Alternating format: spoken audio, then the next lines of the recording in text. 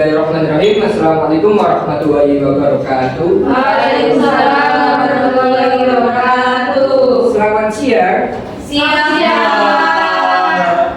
Gak bareng kok kurang serempak kompak gitu. Selamat siang. Siang, Pak. Sebelum kita memulai pembelajaran hari ini, baiknya kita berdoa menurut kepercayaan masing-masing. Berdoa mulai. Berdoa selesai.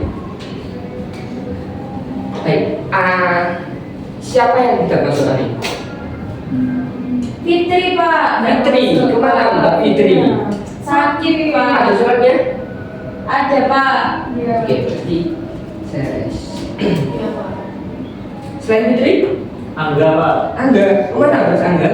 Tidak tahu, Pak. Tidak ada kegiatan, Pak. Boleh saya A ya? Iya, Pak. Baik, di pertemuan sebelumnya kita sudah belajar tentang materi teks berita. Dan pada hari ini kita lanjut ke bab selanjutnya, yaitu materi teks cerpen atau cerita pendek. Tujuan pembelajaran hari ini adalah kalian mampu mengidentifikasi unsur intrinsik, tema, tokoh, latar, alur, sudut pandang, dan amanat dalam cerpen yang dibaca atau didiskusikan. Dan yang tujuan pembelajaran kedua adalah kalian mampu menjelaskan unsur ekstrinsik atau nilai-nilai yang terkandung dalam cerita pendek. Sebelum masuk pembelajaran, Pak Faisal ingin dengar, kalian pasti pernah membaca cerita pendek dari Mas Firman. Pernah Mas Firman? Pernah. Dalam seminggu terakhir, adakah membaca cerita pendek? Ya, Judulnya apa Mas? judulnya Ketika Laut Marah. Ketika Laut Marah. Ya. Itu karyanya siapa Mas? Karyanya saya sih. Enggak tahu kan yang baca. Mohon maaf, Pak, ya. Saya lupa pengarangnya. Oke. Terus selain itu Mbak Ninda barangkali dalam seminggu. Pak. Dalam seminggu ini Judulnya Kasih Ibu. kasih ibu karya Dian Sastra, Pak. karya Dian Sastro. Iya. Kemudian menurut kalian cerpen yang enak dibaca atau yang membuat kalian ingin membaca cerpen itu apa alasannya? Cerpennya apa? Yang seru, Pak. Yang seru, terus Menceritakan percintaan. percintaan, ada banget ya percintaan. Terus setelah itu apa lagi? Udah. Yang horor, Pak. Oh, suka horor, Mbak. Iya. Iya, Pak. Kita masuk yang pertama yaitu pengertian cerita pendek. Karya sastra berbentuk prosa bisa ditampilkan dalam bentuk novel, cerita bersambung atau cerbung, dan roman. Menurut Kamus Besar Bahasa Indonesia, cerita pendek cerpen adalah kisahan pendek kurang dari 10.000 kata yang memberikan kesatuan yang dominan dan memusatkan diri pada satu tokoh dalam satu situasi pada suatu ketika. Berdasarkan pengertian tersebut, cerpen akan selesai dibaca kurang dari 10 menit dan sering disebut cerita yang selesai dibaca dalam sekali duduk. Cerita yang lain dari cerpen bisa dilihat dari segi isi. Dari segi isi, cerpen berfokus hanya pada satu tokoh utama dengan menceritakan suatu peristiwa penting yang dialami oleh tokoh tersebut. Itulah beberapa ciri cerpen. Sebelum melangkah lebih lanjut, mari kita lakukan beberapa kegiatan berikut untuk mengidentifikasi ciri-ciri cerita pendek. Selanjutnya, Bapak akan menayangkan video cerita pendek. Kalian bisa simak dan amati.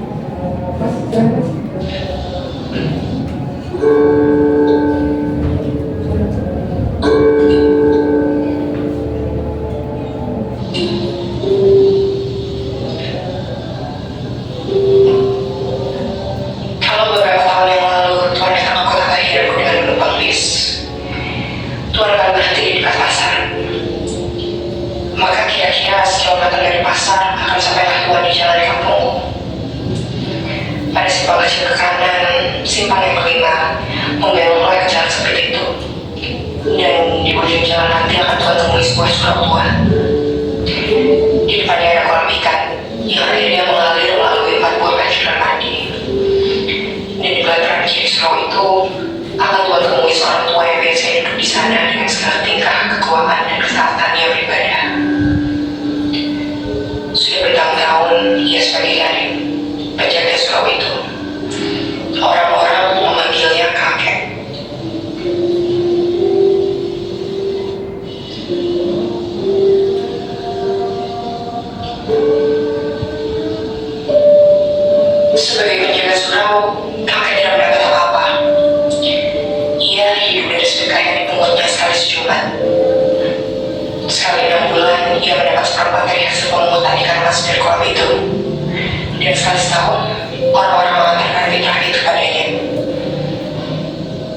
Sebagai gading ia tak begitu dikenal. Ia lebih dikenal sebagai pengasah pisau. Karena ia begitu mahir dengan pekerjaannya itu, orang-orang suka minta tolong kepadanya. Sedang ia tak pernah minta imbalan apa-apa. Orang-orang perempuan yang minta tolong mengasahkan pisau atau gunting memberinya sambal sebagai imbalan. Orang laki-laki yang minta tolong memberinya imbalan rokok, kadang-kadang uang. Tapi yang paling sering diterimanya ialah ucapan terima kasih dan sedikit sentuhan.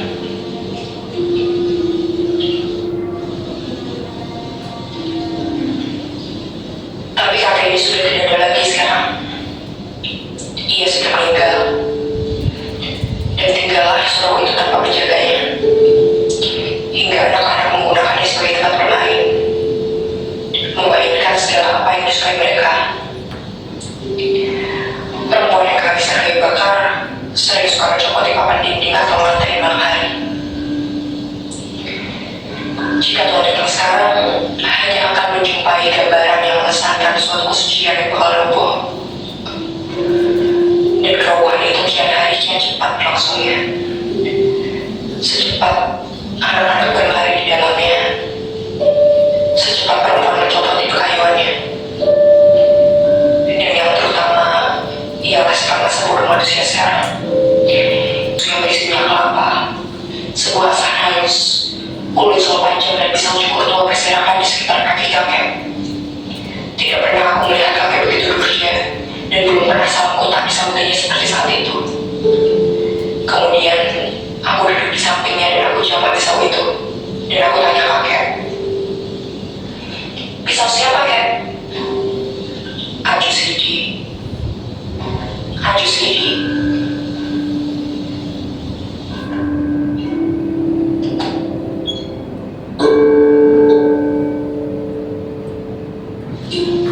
Kakek tak menyahut. Maka aku ingat Aju Sidi, si pembual itu. Sudah lama aku tak ketemu dia, dan aku ingin bertemu dia lagi. Aku senang mendengar bualannya. Aju Sidi bisa mengikat orang-orang dengan bualan yang aneh-aneh sepanjang hari. Tapi ini jarang terjadi karena ia begitu sibuk dengan pekerjaannya. Sebagai pembual, sukses terbesar baginya ialah karena semua pelaku-pelaku yang diceritakannya menjadi model orang untuk diejek, dan ceritanya menjadi pameo akhirnya. Ada saja orang-orang di sekitar kampungku yang cocok dengan watak pelaku-pelaku ceritanya. Ketika sekali ia menceritakan bagaimana sikap seekor katak, dan kebetulan ada pula seorang yang ketagihan menjadi pemimpin berkelakuan seperti katak itu, maka untuk selanjutnya pimpinan tersebut kami sebut pimpinan katak. Tiba-tiba aku ingat lagi pada kakek dan kedatangan Aju Sidi padanya. Apakah Aju Sidi telah membuat bualan tentang kakek? Dan bualan itu kah yang mengerjakan kakek? Aku ingin tahu. Lalu aku tanya kakek lagi, "Apa ceritanya, kek?" "Siapa?" "Aju Sidi." "Kurang ajar dia," kakek menjawab. "Kenapa?" "Mudah-mudahan pisau cukur ini yang kuasah tajam-tajam ini menggorok tenggorokannya." Kakek marah. "Marah?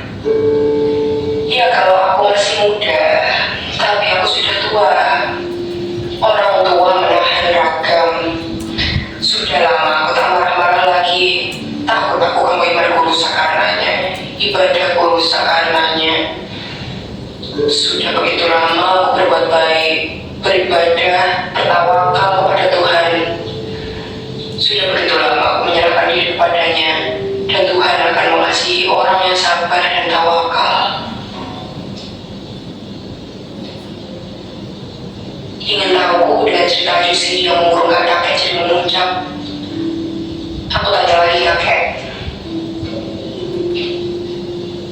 "Bagaimana katanya, kek?"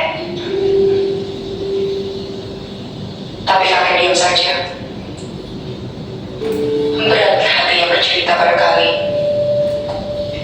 karena aku telah berulang-ulang bertanya, lalu ia yang bertanya pada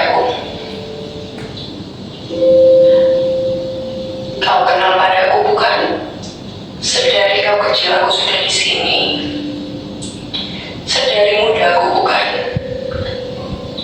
Kau tahu apa yang kulakukan semua bukan? Terkutukkah perbuatanku? Dikutuki Tuhankah semua pekerjaanku? Tapi aku tak perlu menjawabnya lagi. Sebab aku tahu, kalau kakek sudah membuka mulutnya, dia tak akan diam lagi. Aku biarkan kakek dengan pertanyaannya sendiri.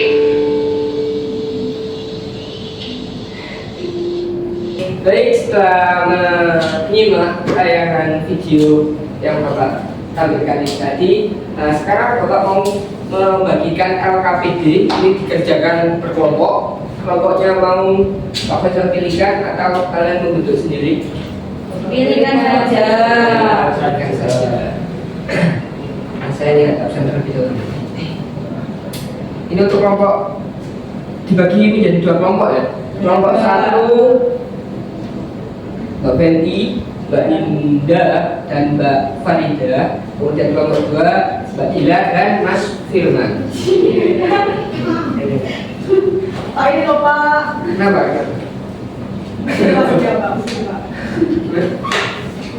Jadi berantem Pak.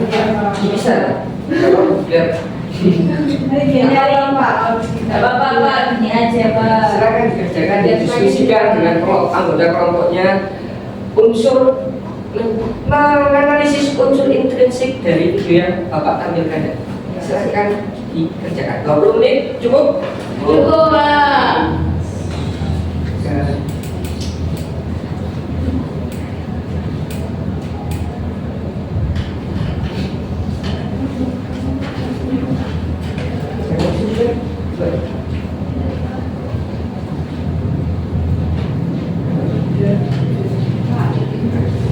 Apa? Gimana?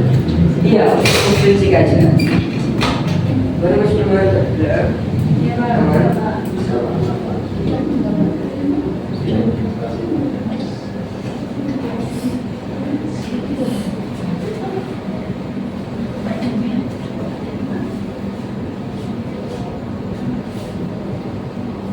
Sudah selesai? Sudah. Nah, setelah itu kalian akan mempresentasikan ke depan kelompok ya. Kelompok. Iya. Tapi sebelum mempresentasikan, Bapak bisa lihat ya, ini kayaknya agak mengaduk. Iya Pak. Iya Pak. Oke. Pak. Ya nanti ya, kalau ada temannya ulang tahun minta traktir. Iya Pak. Sini rakam. Iya Pak sama Mas Firman juga. Oh, gitu. Agar tidak katuk dan tidak bosan, kita ice breaking terlebih dahulu gimana? Ya. Bahwa minta semuanya berdiri terlebih Ya, dahulu. Pak.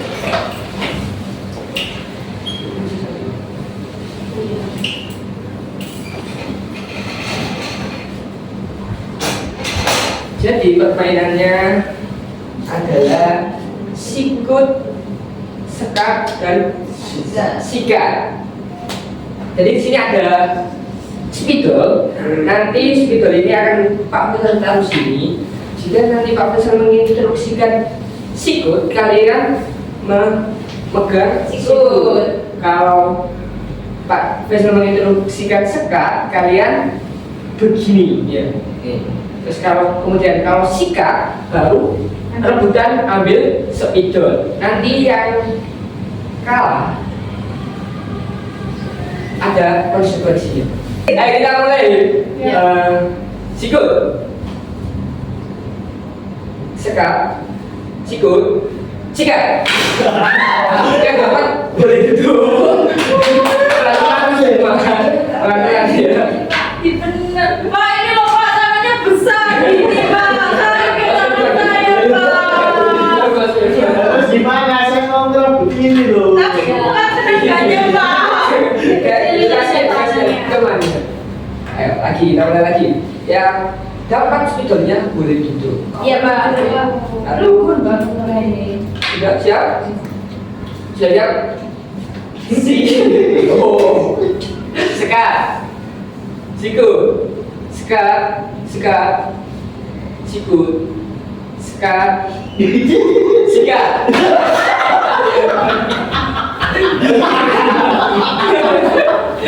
Iya Pak, ini Silakan duduk berdua. Emang anaknya Pak, iya.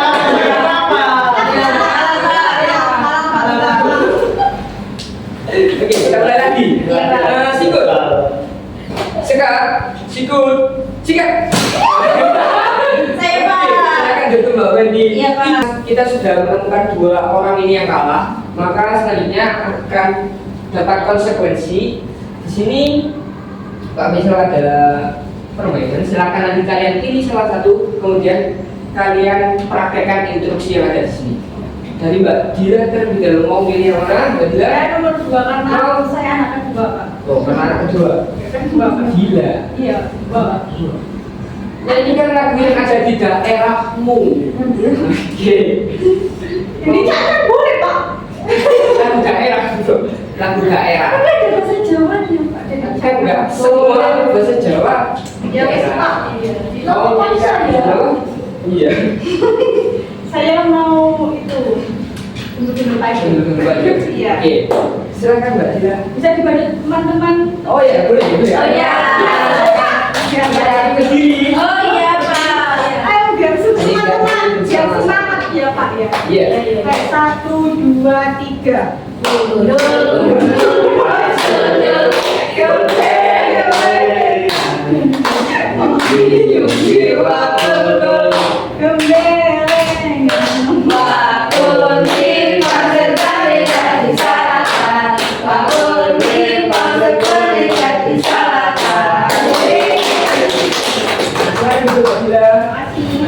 Selanjutnya Mbak Farida mau pilih yang mana Mbak? Saya pilih nomor 1. Satu. Satu. Semua yang buat ini.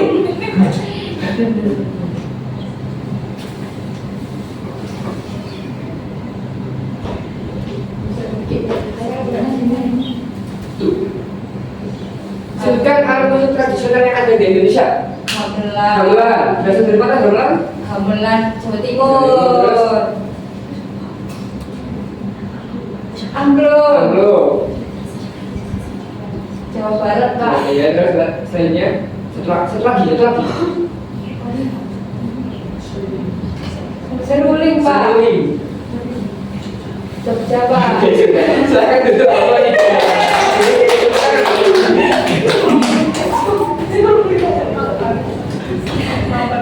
Baik, selanjutnya presentasi ya. Bapak pilih atau kalian mau ingin maju sendiri? Bapak pilih aja ya. Iya, Pak.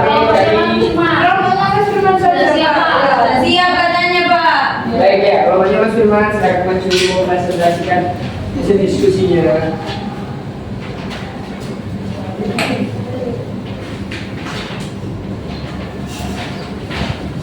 Unsur kompetensi. Ini perkenalan dulu Pak. Iya. Perkenalkan, kami dari kelompok 2. Karena kita berdua. Nama saya Dila. Saya Firman. Saya nomor absen 1. Saya 3. Oke. Pak itu lupa ketawa Pak. Iya Pak, itu pertama kali. Iya, tidak terima. Jadi tolong serius dulu. Saya pertama kan Pak. Ada apa di Mas Firman? Oh, Mas Firman. Itu Pak bajunya Pak kurang rapi ya Pak. Iya Pak. Pak boleh Pak. Dingin Pak. Dingin kok kan kayu gimana? Makanya Pak. Lanjut. Ya, jadi dari kelompok kami itu saya sudah menyimak cerpen dari Robinya Surakami. Nah, temanya itu mengkritik sosial terhadap pemahaman agama yang pasif. Lalu tokohnya itu ada kakek, Adu Sidi, sama Haji Saleh. Nah, kakek ini sifatnya itu memiliki watak yang seorang muslim yang taat, tetapi hanya fokus pada ibadahnya tanpa memperhatikan kehidupan sosial. Kalau yang Adu Sidi ini tokoh yang memiliki watak sinis dan kritis.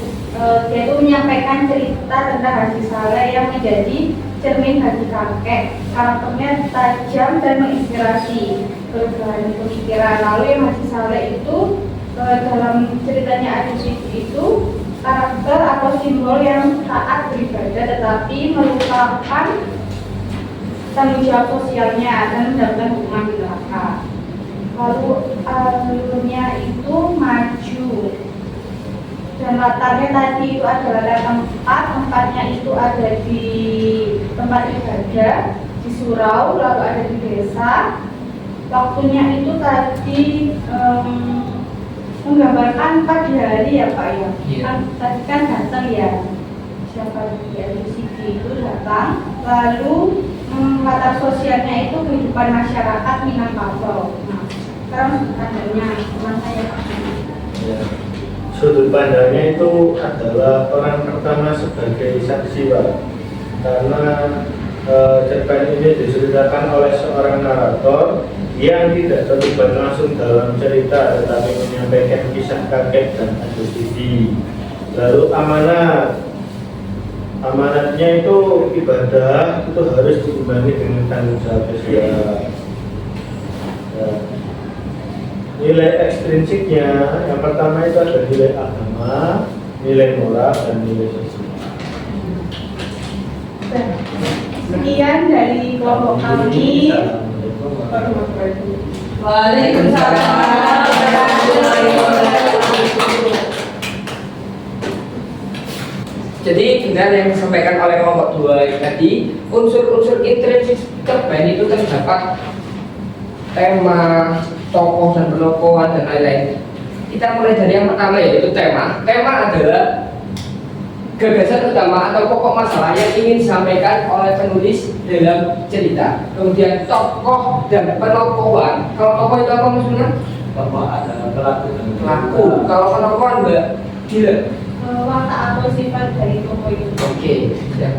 Selanjutnya alur atau plot, yaitu rangkaian peristiwa yang membentuk jalan cerita yang meliputi tahapan awal, konflik, klimaks hingga penyelesaian. Alur dibagi menjadi berapa Mbak Farida? Ada tiga. Ada tiga. Maju, mundur, sama campuran. Kemudian latar atau setting.